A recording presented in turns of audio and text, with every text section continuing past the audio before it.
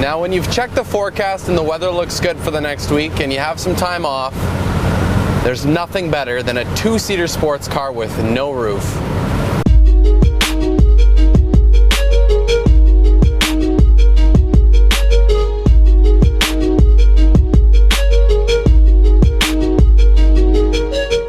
So we've decided to go for a little road trip from Hamilton, Ontario, all the way through the Blue Mountains to Charlottesville, Virginia. Now, we couldn't just take any car. It had to be something fun, something with a manual transmission, preferably something without a roof, and if it had two seats and it meant a sports car, then that was just gravy on top. And well, when Mazda offered me this MX5 to take down for the trip, I wasn't gonna say no.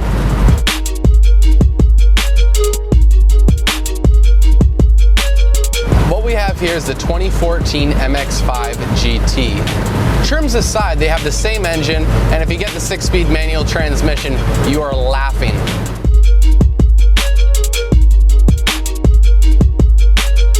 Its rear-wheel drive has 157 horsepower and 163 pounds-foot of torque. That really isn't a lot of horsepower, and that certainly isn't the kind of torque that will throw you in your seat very quickly. But let me tell you, if you haven't noticed already, this car is a tiny, tiny car.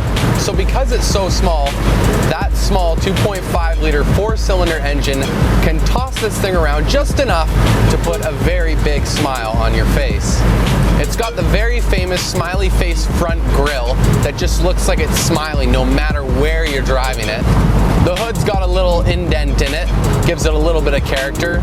And the back end looks pretty simple. It's got a dual exhaust, so it does look a little more sporty. This particular MX5 has that optional hard top convertible lid, which makes it look very handsome when the lid is up. And that's one thing I really like about this MX5 is that when you do have that hard top lid up, it does maintain the character and shape of the car and actually still looks pretty good. Whereas a lot of convertibles kind of look gross when the lid is up, to be quite honest. The interior of this MX5 isn't quite up to snuff, if you ask me. It looks like it's a couple years dated, as it's not taken the styling from the new Mazda 3 and Mazda 6, which are very, very nice inside. It's pretty basic. It has everything you need. It has a normal looking radio, no navigation here. The cluster's pretty basic. The steering wheel is okay. And actually the seats are pretty comfortable, as I've been driving this for about 7.5 hours and I'm not that uncomfortable yet. Because this car is so small, the wheelbase is nice and short, and that really emphasizes that this thing is basically a grown-up go-kart. It is a lot of fun to play through the gears on these back highways. And because this thing is rear-wheel drive, you can turn in extra sharp, as you're not going to get understeer from power going to the front wheels.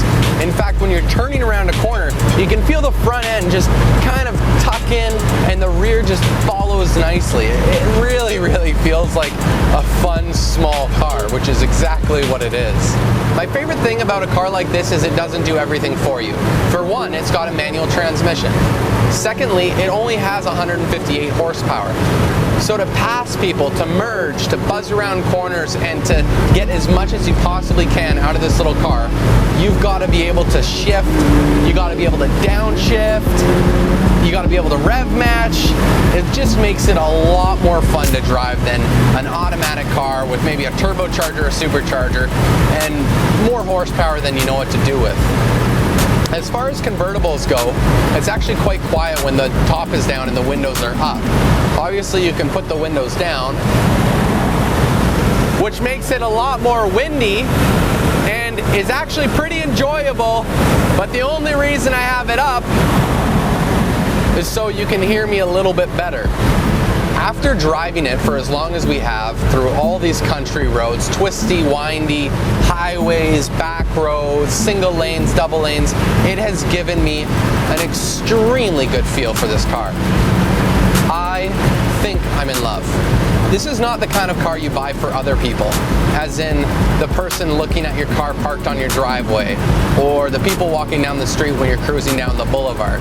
This is not one of those cars. This is a car you buy for yourself, 100% through and through.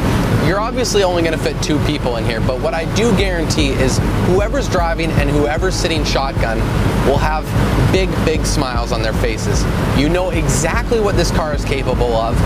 You know exactly what's in its limits.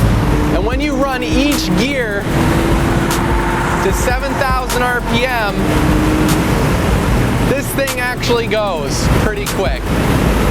Dollars to donuts, this is a great way to get your hands on a manual transmission, and an even better way to get your hands on a sporty little car that happens to be rear-wheel drive. If I was looking for a sporty car that wouldn't break the bank and I didn't want a roof, well, I would look no further, because this is the one I would buy.